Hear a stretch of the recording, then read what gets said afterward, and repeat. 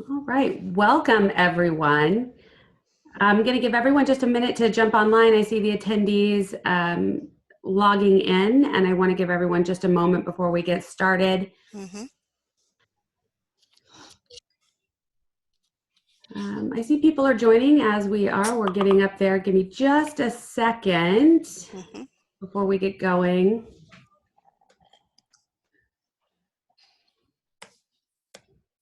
All right. Well, welcome everyone. My name is Jennifer Thompson, and I'm the Executive Director of NASW New Jersey. And I am here with Dr. Tawanda Hubbard, who is a licensed clinical social worker and therapist. And she has generously agreed to join us today for an important conversation about the idea of mattering during the COVID-19 crisis and during the time of social distancing. Before we turn it over to Dr. Hubbard, I wanted to just give you a couple of housekeeping items.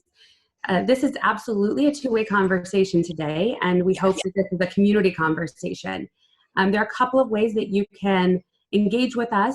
Everyone who is online is on mute right now, just so that we don't have a lot of background noise and it's hard for everyone to hear.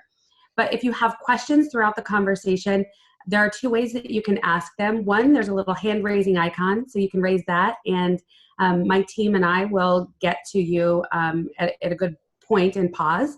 You can also ask questions during the session through Q&A. So you'll see at the bottom of your screen, most of you, there's a Q&A portion. So ask them there. There is a chat function as well. I do ask that you put your questions to Dr. Hubbard and myself, or just to the community through Q&A. But we will be giving opportunities to engage or, feedback to Dr. Hubbard through the chat box as well. So we're going to be using both of those tools, but if you have questions, it's a good time to use them through the Q&A. With that, I am going to turn it over to Dr. Hubbard. So welcome, and thank you for joining us for this community conversation. Thank you, Jennifer, for having this community conversation. And I just want to start by welcoming everyone to our chat on the practice of mattering in this social distancing, right? This time we have in social distancing. So I want to just start out with saying, Jennifer and I had this conversation about having this community talk because as social workers, we're committed to serving and working along all those who are dedicated to social justice, environmental and economic justices, and just our overall social well-being. And in a time of this public health crisis, we need to have and create spaces like this that people can come together and talk. And this is a community conversation because this is for everyone. We're hoping that we will have a global conversation that will continue to spark conversations throughout this time and even afterwards, because we all need to process, right? We need to be able to slow down and take a moment and understand what we're in and how it's affecting us. And that's why we created this space to talk about this concept of mattering, right? And so before I dive into that, I just want to talk a little bit and acknowledge how I know we're having this topic and people are in different places right now. So I know that there are loved ones and family members and friends who might be exposed to the coronavirus. And we are either with them in the same space or we are far away from them and our hearts are heavy. Right. And so I want to be sensitive to those as we're talking about different topics. And as we talk in the chat box and we come on mic, I just want us all to be mindful to that, how people can be affected. Also, too, this has been such a disruptive process for us as far as our routines are concerned, because we as human beings, we are creatures of habit, and our routines give us a sense of safety, security, right? And so when we can't do what we normally do, how we normally do it every day, it makes us feel unsettled. And so I want to acknowledge these feelings and experiences that we're having, because one of the things I'm hoping that you'll walk away in this conversation we're having today is to make a little bit more visible some of the underlying dynamics that we operate underneath. And I find that this concept of mattering is a really important concept that explains it well what this dynamic is, that why it impacts our esteem and sense of security and our attachment as human beings. So I just wanted to kind of put that out there a little bit to let you know that we are with you and we understand. We're all in the boat together with this. And so I want to acknowledge that people can be in different places, how this is affecting them, right?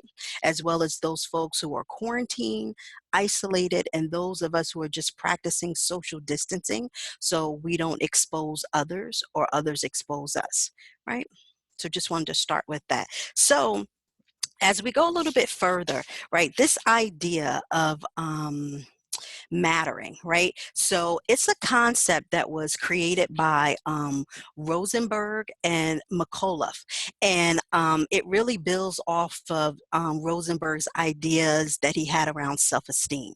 And so when we talk about mattering, it's about how we have a need to feel valued and a need to add value to others. And so in this time where we are being separated from others, right? It gets we get a little uneasy because there's some of us who, when we are separated from others, we're going home to a family.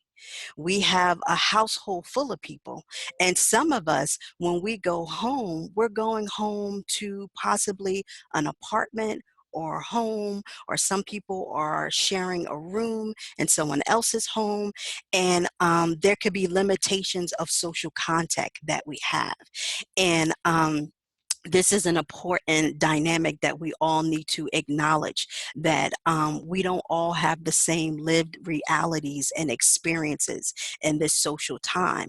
And being as human beings and creatures of habit, and we're designed and wired to be social creatures, this is very important, right? Because in this time where we are told that there's certain activities we can't engage in, public spaces are being closed.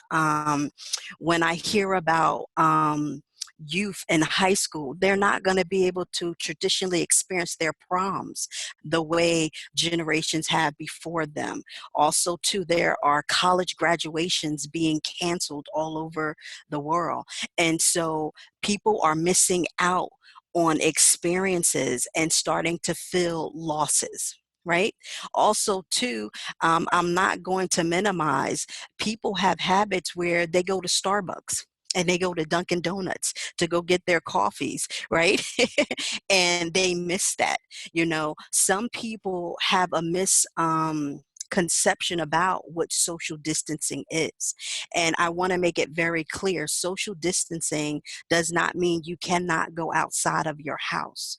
You can go outside of your house. You can engage in some of these practices where you are going to Dunkin' Donuts and going to Starbucks, right? You just have to go through the drive-through. It's different, but we're still connected.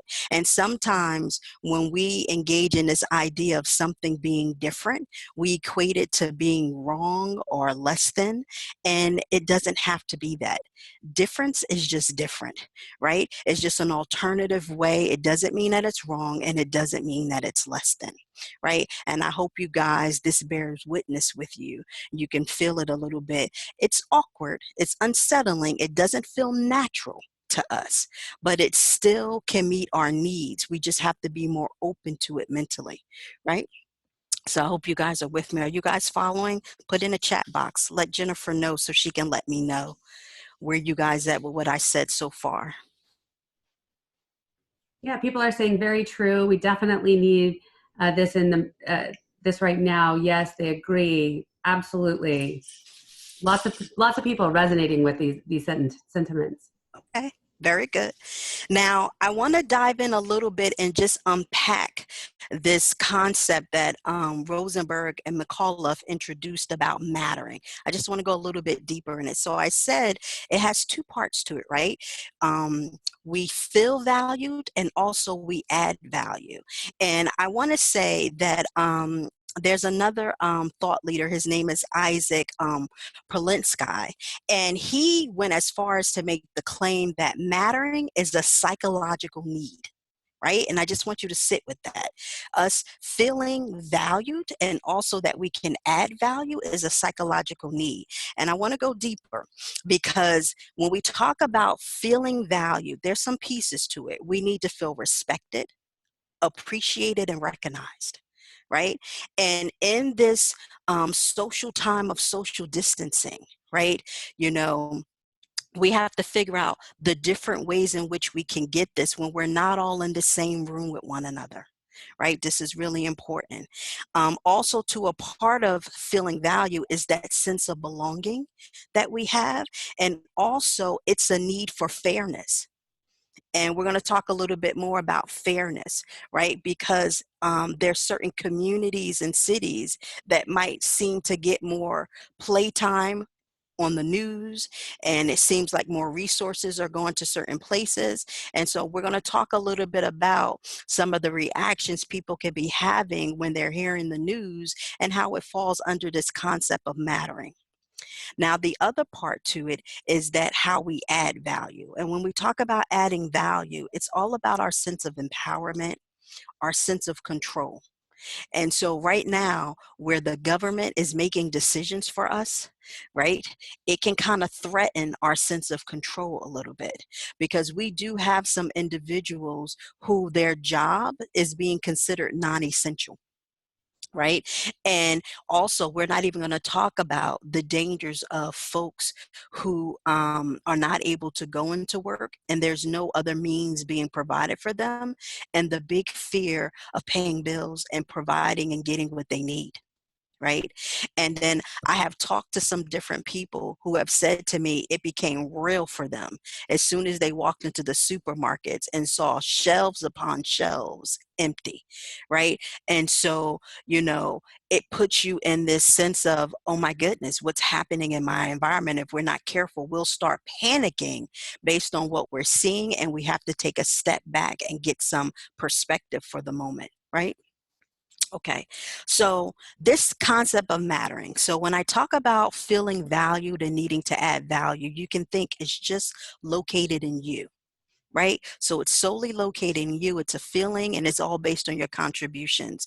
But that's not the case. You need others a part of this process for you to feel valued. Right. And so another gentleman, his name is Gordon Float, and he talked about how mattering, right, and it's a double edge. There's a double edge to mattering. He said, a person who matters is resilient and an engaged person. Right. And then he also said the other side of that sword is one that a person who does not feel a sense of mattering is someone who is prone to stress and easily distressed. Right? So I want you to understand that. So if you don't have that sense of feeling value and adding value, you can be someone who is prone to easily become stressed or to get distressed about something. Right? And so he goes further to say, you know, this is really a powerful concept because it talks about the impact that other people have on our sense of value and well-being. Right? So when we talk about this idea of the practice of mattering, how do you take care of yourself and take care of one another? That's what this is all about, because we all need to have this sense of value and to be valued in this time of social distancing, right? Because when we talk about this concept, social distancing, so you know it's a public health practice, right? And so it's the idea is that, you know, it's a way in which we're trying to limit the transmission of a disease, right? And so understanding the facts is very important. Understanding what terminology mean is very important because social distancing is not social disengagement. Right. And so very important. Now, I want to go on a little bit further and give you some pillars of feeling valued as well as adding value. So when we think about feeling value, our need for survival, and you've heard me say that as human beings, we are social creatures, right? And so we need to connect. As human beings, we are creatures of habit. So our routines, we need routines so that we can feel secure and stable, right? Especially in times of crises. So our need to survive, our desire to belong, when things are being labeled as essential and non-essential, right? And also having dignity is very important, right? And so I want to just unpack this a little bit. So when we talk about this sense of belonging, there's a couple things I want you to know, right? So sense of belonging is very key to our well-being, right? Because we're social creatures. And we are creating a space right now where we're all coming together to feel connected, right? Which is very important. Now, we need to feel accepted. We need to feel welcomed, right? We need to feel included, right? And so we're creating this because when we do this, it creates and generates feelings in us of happiness, content, fulfillment, and we can feel calm, right? And we need to create more spaces like this, which is very important.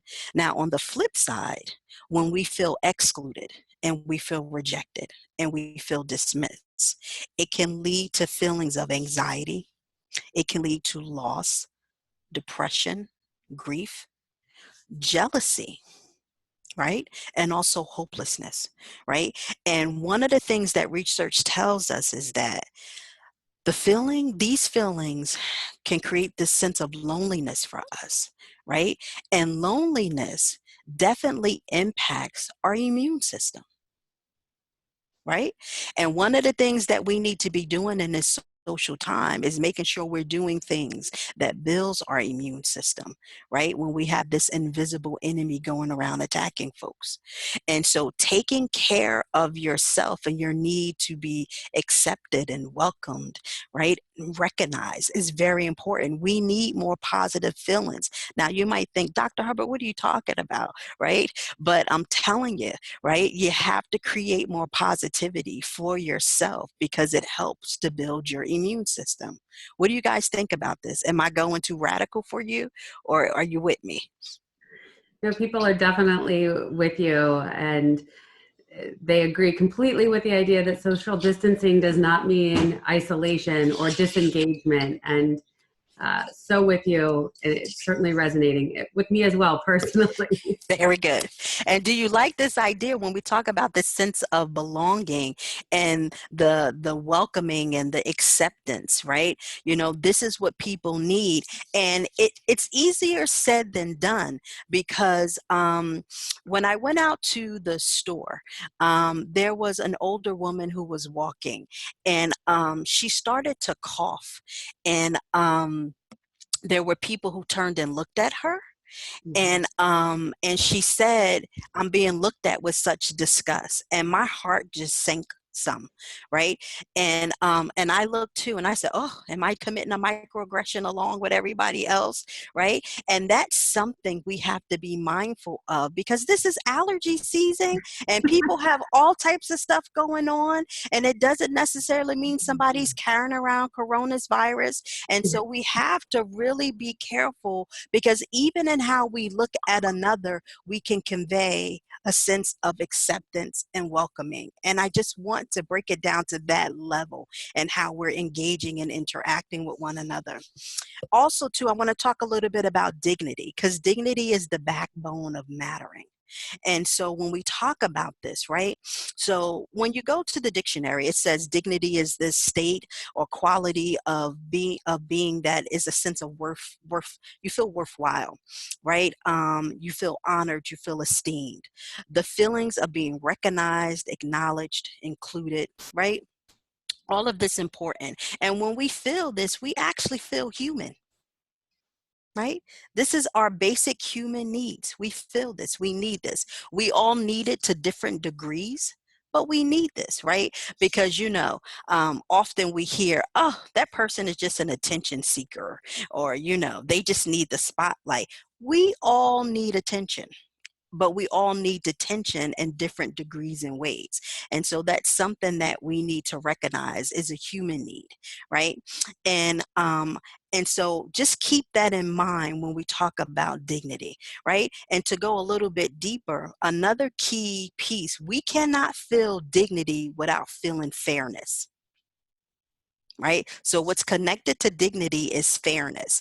And so we need to feel like there is equity and equality, right? For us to feel a sense of dignity in ourselves. And I want you guys to be mindful. So, you know, I was so happy when the supermarkets made the decision that they were going to create some hours for our elders in our society to be able to go into the supermarkets without young folks trying to push them over to get to products, right? So that gives a sense of dignity to our elder population that we see you, right? And we see your needs and we're going to accommodate and meet you where you're at, right? Which sings the heart of a social worker, because that's what we believe, right?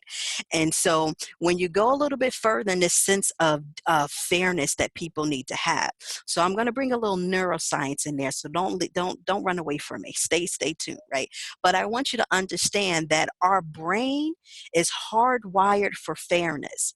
Now I might have some of you falling out of your chair, but it is. So you know how so many people are like, I can't stand it. That's not fair, right? That's not fair. We always say something being fair and not fair because our brain is highly sensitive and wired to pick up on fairness, right? And so it's something that's just in us. And I have to let you know, when we experience a lack of fairness, our brain will register it as physical pain, right? So it goes deep. They'll register it as physical pain. And so a neuropsychologist named Lieberman, he notes that fairness feels to us when we get something that's fair, it feels like chocolate. Right? So when we have an experience and it was a fair experience, it feels that good to us, for all my chocolate lovers out there, that we had a good piece of chocolate that we experienced. And I put this in mind because in this time where we need to feel valued, I want you to understand the different ways in which we can feel valued. So we need that sense of belonging. We need to have dignity. We need to feel that fairness because it's hardwired into our survival. Right? Now I want to switch a little bit to the need to add value, right? So what can we be doing, right? On this end, we need to have a voice and we need to be visible is what we need. We need to be present physically as well as psychologically. Now, physically, I might not be in the same room with you, but you tell me, you're seeing me via the video camera. Does my mannerisms, do you feel like you get a sense of my aura? Can you connect with me? Right? Because this is important. Now, if I was talking to you and I was like, hello, let me talk to you right now about mannering, you would be like, oh my goodness, I got to hang up. I can't even connect to this person. And this is something that we need to recognize, how to come alive, not be bashful because somebody's looking at you via a camera. You have to be authentic. You have to be you. You need this. You need this. And people need you to be you so that they can feel that connection from you. That's one way you will be contributing, just being your authentic self and showing up in your realness, which is very important to do so, right? And then there's this other big piece about mastering our environment, right? And having a sense of control. And that's a piece we have to be really mindful to monitor ourselves, because some of us need a greater sense of control in our environments than others, right? And so you need to watch yourself in this moment, because some people have a tendency and want perfection. And when we're in the midst of a public health crisis where we're getting new information and things are changing constantly, you won't get that need met the way you like to get that need met. And I need you to take care of yourself with that. You need to recognize the tendency that you have, the need that you have, and you need to take care of yourself, because people will not be delivering it to you the way you prefer to get it. Does that make sense? What are they saying in the chat box, Jennifer? Absolutely agree. Yes, yes, indeed. Yes, everyone agrees. They're feeling you. And they also can say, They are also saying that they can feel your aura and your personality. Good. They think that Very good. you do come across. So I appreciate that. Very good, very good, very good. Because I'm in the same boat with everybody else. So I have brothers and sisters, and my baby sister is a medical doctor.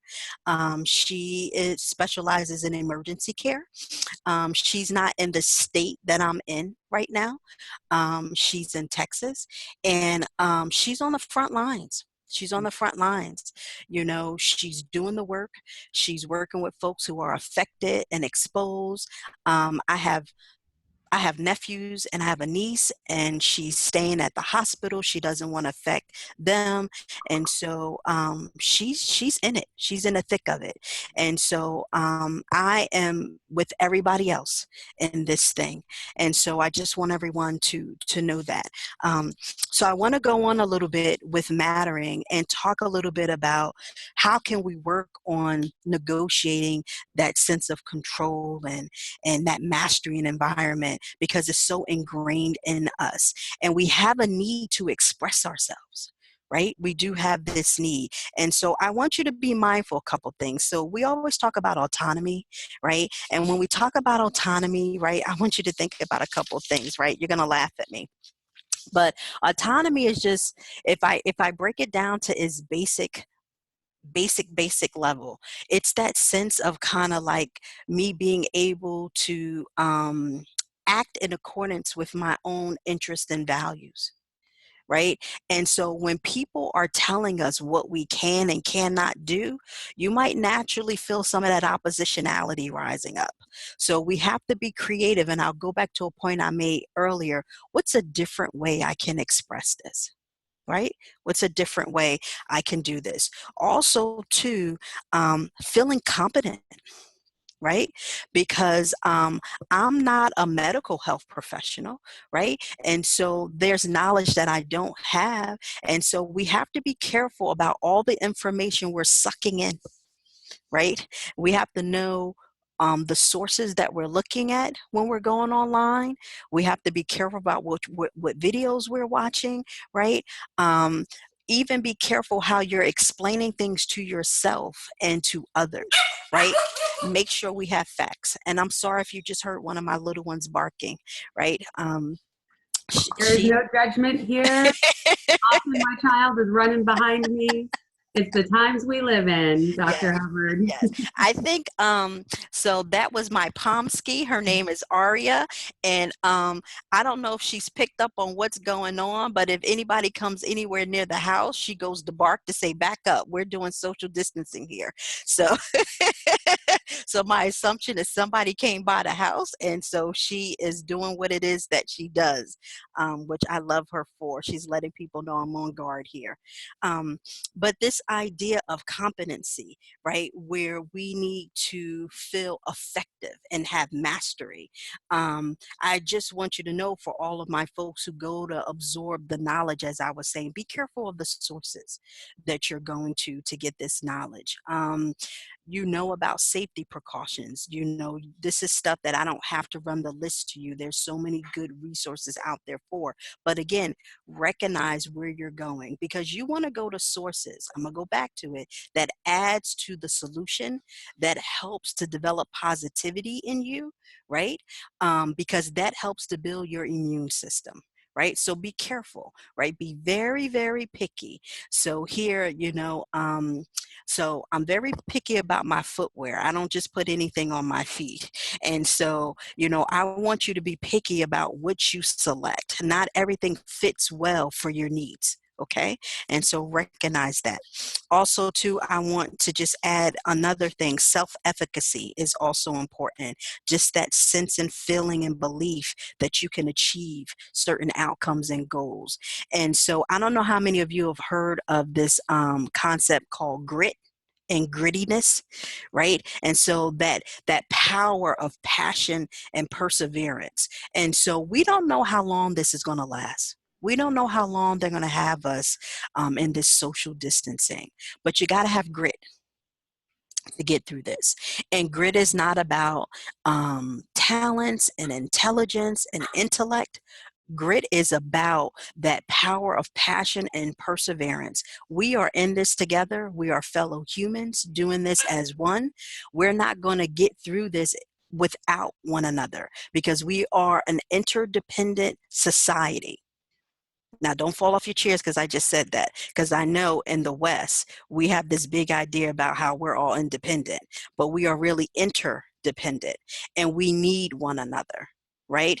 And this pandemic that we're in makes this more real to us than anything else. Something that happened in China has spread across the whole world, right? We are interdependent creatures. And so we need one another to be a part of the solution, right? What do you guys think about that? I agree. There's so much interdependence, and we have to rely on one another for strength. But also, it's really resonating with people the idea that you have to protect your spaces now, and Yes. even think about the spaces that you may have been connected to before that might not be the healthiest options or the best environments to be connected in during a pandemic. Yes. I personally have experienced that, to say, okay, it's time to take a step back and filter a little bit more where I'm going. Yes. Yes. And this idea of mattering, because there are social forces that affect us. We're having reactions to things. And I want people to think about what could be in operation is this sense of mattering, me feeling valued and me being able to add value, and how it goes to the deep levels of you feeling competent, right? You feeling a sense of autonomy, right? You feeling this dignity and sense of belonging. And these are not ideas we always have on our mental landscape, right? But they're in operations, they're just invisible. So we're trying to make what is invisible visible so that you can put your finger on it, right? Hit the nail right on the head and meet yourself where you need to be met so that you can feel good about you in this environment. Right. So I'm also an educator, and I teach at Monmouth University. And I teach some classes at my alma maters, as well as Rutgers. And so there's something that some of my students have brought to my attention. A lot of them are feeling a loss over not graduating, right? So Rutgers has made that decision not to graduate. Monmouth University has not made that call yet, and they might not. We're not sure. But that is something that's a part of our cultural identity and collective, right? And so this is an experience that they won't get to experience, right, in its traditional form. But the message I've sent to my students is that, you know, it does this coronavirus does not take away the fruits of your labor, right? It doesn't at all. It doesn't minimize your knowledge and your skills that you have learned. I said, what are graduations? They are ceremonies in which we acknowledge your efforts, your accomplishment. What other ways can we do that in this time that we can see in this crisis an opportunity? Right? So maybe you can develop something and be innovative and show this in a way that you might not have thought about because we've always gone the traditional way of doing something. And I think we all have to take that practice of stepping back and looking at how can we meet this need. So there's an old saying, you don't throw the baby out with the dirty bathwater. Just throw the dirty bathwater out. We're going to keep the baby. And so that's something that we have to practice more. And so this idea of cultivating a practice of mattering.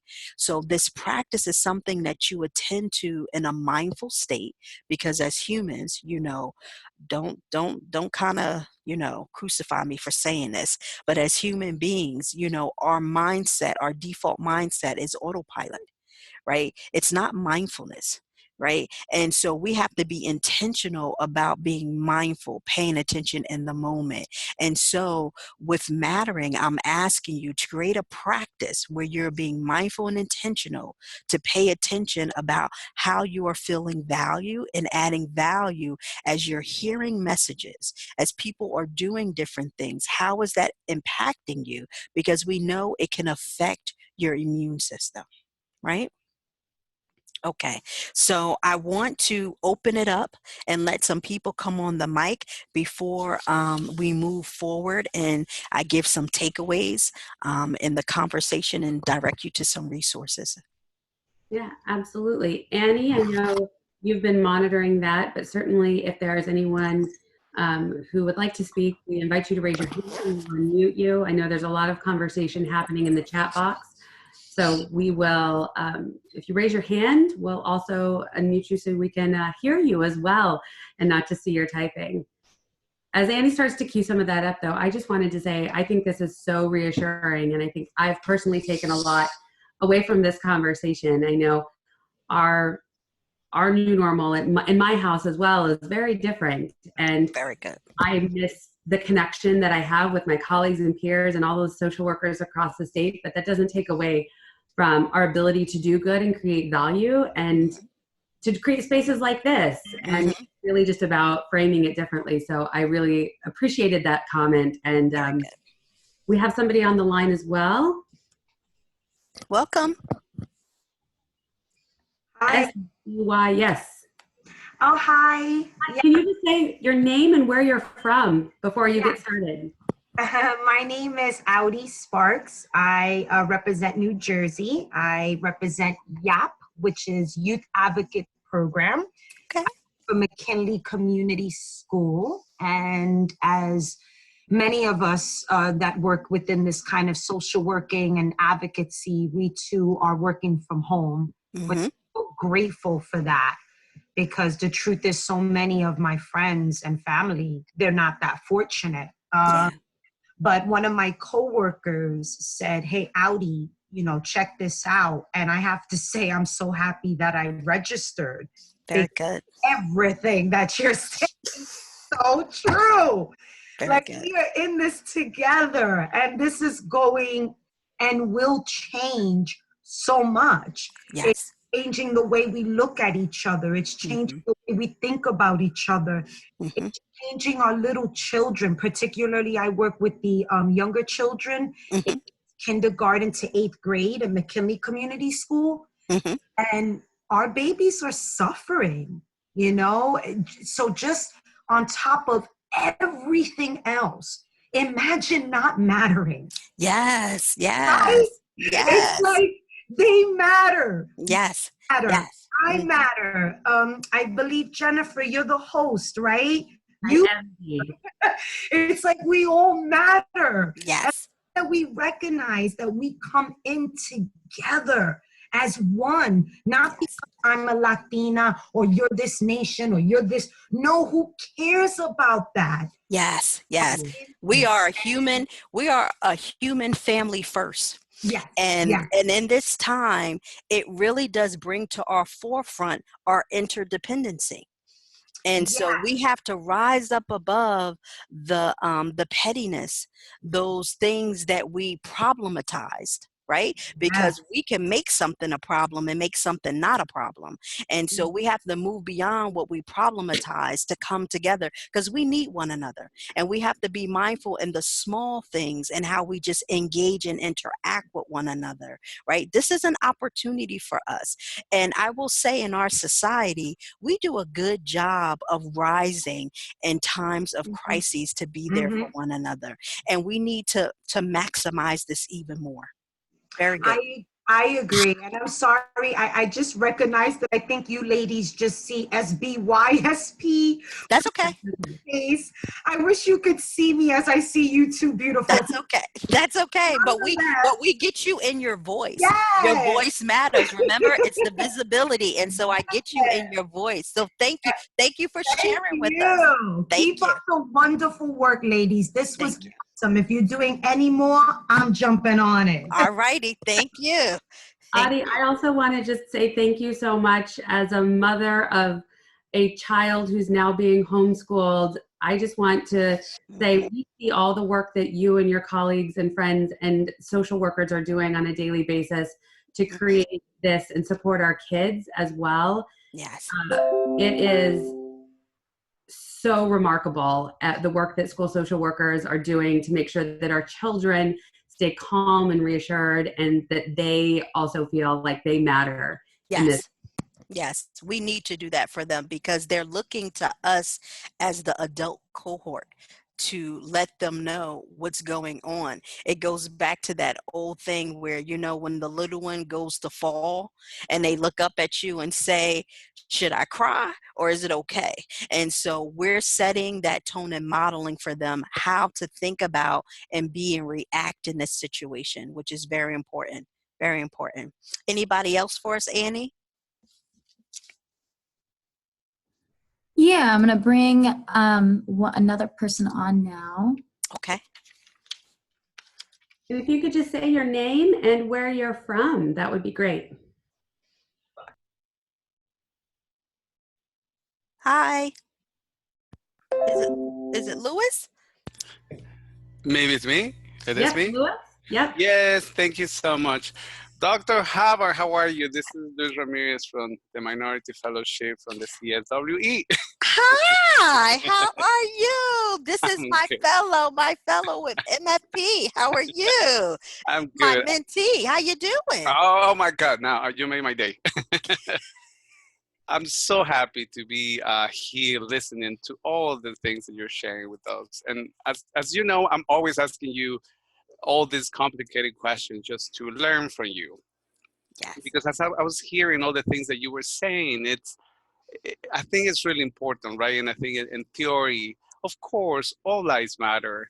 We're human beings. The challenge that I have is as I'm walking for this, like from on the street and trying to keep practicing social distancing, I see, for example, people who haven't normalized what it means to be lacking dignity, right? Yes. People who are homeless, for example. Yes. I'm not really sure how they're struggling with this. Immigrant children who are still struggling, and they have been experiencing these all these things that you described for so long, Yes. and other population that for generations they have been experiencing this. Yes. So I guess I just wanted to pick your brain as always to see how we can think about as professionals, because I'm struggling with that in my own practice as a social worker too. I'm seeing people who, or even trans people who, they also struggling with transphobia, homophobia, and Yes. they're used to all these bad feelings, but how to even add an extra layer for them to think about fairness, right? Yes. And then think about how they can negotiate the sense of control when it hasn't happened before, or, Yes. or all Well, these things. Louis, you're bringing some good I like the way you're shifting our lens because this issue of mattering is not a new issue. And so this is why bringing it to this conversation is so important because it is a social force, right? Because if we're not careful, disasters can bring out the best in some and can bring out the worst in some. And so we all have this need to matter. Right? It's a human need. And so I wanted to bring this concept into the conversation. And it's a concept that we need to bring into more conversations, Louis, right? So we can name the phenomenon that we've all experienced because we all have experienced being marginalized. Right. Right. And so when we talk about marginalization, we're talking about this need to matter. Right? Do you see me? Do you hear me? Do you know I need to belong just like you need to belong? Right? Do you understand I need dignity just like you need dignity? We are all fully human. Right? And Right. so that's something that we have to name and keep on the forefront. And to me, in this time of public health crises, it can get lost even further. So when we think about intersectionality and how we all have these multiple identities, where we experience this on a daily basis. And now we're in this public health crisis. How far away will you not see me? Right. Right? So I want us to come in closer. Right? And so we need to see one another because, like I said, first and foremost, we're all a human family, but we do have different lived experiences in reality. But we must come together because we are interdependent. right? And Right. so this is why bringing this concept of mattering into our national conversation and discourse is extremely important during this social crisis, right? So we need to be really clear, and we need to cultivate this practice of mattering, right? My Right. need to feel valued and my need to add value to others. And we have to do it where we're at. And if we have a far reach, do it across the globe, right? But it's something we need to join in together and do. All right, Right. Luz. Right. Now you know how to get me if you need me. So Yes, I'm reach out gonna to me call if you. you need me. But thank you for joining in. Thank Thank you. you. Anybody else? We got time for maybe one more before we move on to our takeaways, because I know we have to wrap it up at 1:30. We're being good with time. We are. I'm going to bring on Jody. Okay. Jody, you're muted. Yeah. Jody, you may have to unmute yourself. Mm-hmm.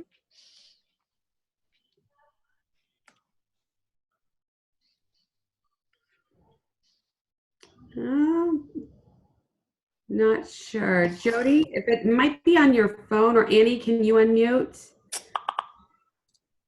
I'm trying. It's not working for me. I think she may need to be doing it on her end. But I can bring somebody else on. Dennis, I see you have your I'm hand sorry, raised as well. Jody. Jody, put whatever comment you want to make, Jody, put it in the chat box and we'll say it. Yep, We and want if you have a everybody question, we'll included. read it out loud. Mm-hmm. We want everybody included. Nobody's dismissed. Can you guys hear me? Yep. Hi, Dennis. Hi, how you doing? My name is Dennis Cohen. I'm at UTRGV down at the border of Texas. I'm actually a master's student with the with that program, with macro and communities and administration. So my question kind of rolls along, or comment kind of rolls along with you're saying, like interdependence and us needing to rely on each other. And I don't want to like bring a negative tone to it, but it just kind of seems like that. Just bring it on. Bring it on. That people are still, and I say people, like even in the social workspace, as far as like as students, things are being decided without engaging the students in the decisions and things of that nature, as far as like how it is affecting us. While we were giving, simple questionnaires and things like that of, hey, can you still complete classes and can you still do these things? Mm-hmm. But it seems like, as far as like, and I could be wrong, but it seems like that like maybe some of the accrediting agencies and other agencies are kind of making decisions without like involving us, Yeah. And like you said, it's like we're all in this together, and this is the time now more than ever to be reaching out to people that are affected, but it seems like things are just kind of going as they usually do. Thank you for that comment, Dennis. Now I want to just bring some things into the conversation here. So during a time of crises, we know that there are folks where we'll feel, well, let me say it differently. We'll feel that hierarchy that exists, right? Where there are those who are in positions of power and who have responsibility for many. And during a crisis, especially for students, right? And when you're in like field placements, internships, and things are going on, the first thing that's going to be on people's minds is your safety. Right? Safety is number one. Also, too, when you think about trying to make a decision that impacts the many, not just the few, right? And trying to have that fairness across the board. Because remember, we are wired, our brains are wired for fairness. And so trying to make things equitable, right, is not always easy. Trying to make things feel like it has this sense and feel of equality. So being visible and being heard, that sense of belonging. So sometimes we will touch and feel in this moment how my place feels small because the hierarchy is more evident, because decisions need to be made quickly. And so decisions are being made and that you feel that top down, right? Is that what it is, Dennis? Right? Feeling the top down feel. Well, yeah, I mean Feeling that top down. Yeah, that's the normal thing. I think it's just, well, in most cases, you start to, and like I said, I speak for myself, basically, it's just like you start to feel the lackings or the things Yeah. you've already noticed beforehand when crisis is in Yes, it's become more real. it It's becomes more in more your real. face. Yeah. Yes, it's more in your face. So this is where you have to take the step back to know in that crisis experience where decisions and information is coming in and decisions have to be made quickly, sometimes it can feel that way. Well, whoa, where's my voice? And that's where you do have to speak up. Send that email, clarify things, make your presence known, show that you are visible. But at the same time, you have to have something called like a balance of perspectives, right? So you have to recognize in these crises situation that there are decision makers who have to make certain decisions for the many and for the whole. And so it can feel a different way, right? Does that make sense? Yes, it makes sense. Right? Definitely. It might not always feel exactly the way you need it to feel, but that's why you have to take care of yourself. And in my takeaways, I'm going to share some resources and some things that you can look to kind of feed off of, that can possibly help you in this process, right? But I hope that that was helpful to you. Yes, and I definitely appreciate it. I definitely appreciate your feedback. And this has been wonderful. And I look forward to seeing more of these and attending more of these as well. Very good. Thank you. Thank you so much, Dennis. Thank you. All righty. Where are we at, Jennifer? So we have about 10 minutes left, and if you'd like to jump into some of your takeaways, I know that Okay. people would be anxious to hear some of them, and we might have a few wrap-up comments at the end. Okay, very good, very good. So some of my takeaways that I have for you guys is that definitely I wanted to remind you, you have to cultivate this practice of mattering. So you have to be intentional and mindful about taking care of your needs to feel valued and how you will add value in this particular crisis. And so we talked about belonging. We talked about also your dignity and fairness, right? Very, very important. Also being visible, right? And have your voice, right? Also taking care of autonomy, your autonomy needs, and really stepping back, like I just shared with Dennis, and really taking a moment to see, okay, where can I have a balance of perspective, right? Because it can be easy to lean one way, and you have to step back and see this is a crisis situation, so things are not operating as norm, right? And so you really need to make sure you're stepping back, looking at both sides to get a balanced perspective. And one of my quotes that I love quotes. I love quotes. And one of my favorite quotes is the greatest weapon against stress is your ability to choose one thought over another. Right? So your greatest weapon against stress is your ability to choose one thought over another. Now, there's a couple different resources. So I talked about grit. And so there's a book by Angela Duckworth about grit. Also there are a lot of different platforms online that are allowing you to download books for free. Just do your homework on that. Angela Duckworth also has a TED Talk about grit that you can look at. Also Brene Brown, fellow social worker. She does a lot on vulnerability, and during this time we can feel very vulnerable and exposed. And so she launched her podcast recently, and she does have a podcast out there called The Collective Vulnerability. I would tell you to check that out. She also has some other great resources during this time to check out. Also, there's another TED Talk called Be the Warrior, Not the Worrier, right? Fighting fear and anxiety, right? And so you would like that TED Talk. And also there's a book by Elizabeth Archer called Be the Warrior, Not the Worrier as well. That's a great one. And I just want to talk a little bit about practicing self-compassion as well. So this is a time that, remember I said, it's not about perfectionism.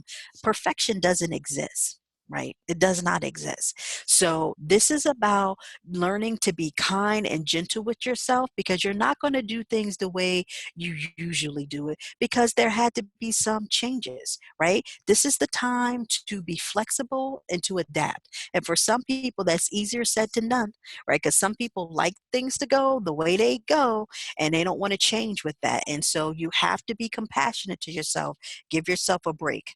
Also, too, in these times when we're experiencing more stress, right? So every day we have our daily coping skills, right? And we do our daily self-care. But in times of stress, you have to raise your self-care to match your stress, right? And so you have to do a little bit more for yourself. And when I say self-care, it is not selfish to take care of yourself. There are times and moments you need to make time to put your needs first, and that's okay to do that. You have to be balanced with that. So if somebody says something, just say Dr. Hubbard gave you permission. Also, too, I want to talk a little bit about safety. Please be safe online. Please be safe. So, when it comes to disasters and crises, unfortunately, we do have those who prey upon those who are vulnerable. And so there are predators that are out there online. There are scams online. Take care of yourself when we talk about feelings of loneliness. Be careful who you're reaching out to online, okay? Also, to professionally, for all my professionals, be careful of where you're going and what you're saying, right? Because we're in new territory, uncharted waters, right? So you can have clients and customers who are in shared spaces with you. Please be mindful. Please be gentle with your words. Words hurt, right? Be careful how you're saying things online to one another. And I just want you to just practice boundaries, practice safety, right? Be careful with who you're talking to. People can sometimes not be who they say they are. We all know about catfishing. So I just want everybody to be on top of this during this time, because we can get a little lax, we can be vulnerable, we can be feeling needs to connect. And I want you to do that in safe and healthy ways, right? Because we know relationships and connections that don't feed us also pull at our immune system as well. So keep your immune system in mind, and there are things that we can do that continue to build us, especially having a positive attitude. So I want to thank everybody for taking time to be with Jennifer, me, and Annie today, to just talk a little bit about how to practice mattering in this time of social distancing. And I look forward to you guys participating in future chats and just staying well connected in this time.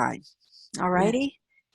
Thank you, Dr. Hubbard. I also want to echo your thanks and gratitude. We have had hundreds of people who registered for the webinar today, and I think the conversation has been incredibly helpful. I know I took a lot away from it personally, and just really focusing on our self-care right now. And I know that resources and tips and tools and for the community at large is really helpful. So we certainly appreciate your expertise and your guidance on this as we all navigate these uncharted territories. For those of you who had questions in the chat box, yes, we will share those resources that Dr. Hubbard mentioned. We'll put that information on the NASW NJ website. On our homepage, there's a link to community resources where this webinar will be posted. So you can go there, you can share the direct link. So we certainly welcome you to do so. It will be free for everyone. We'll also be setting up an additional couple of webinars geared towards community support and information and coming together. So be on the lookout for more of these webinars. We know that there's a need in the community, and we're just happy that we can help facilitate addressing some of those. Yes. So then thank you for everyone for joining us from all over the country. It's been fun to see where everyone's from, and spending a lunch hour with us. And Dr. Yes. Hubbard, thank you. Well, thank you for having me. And remember, we all matter. We do. We all matter. Stay safe. You too.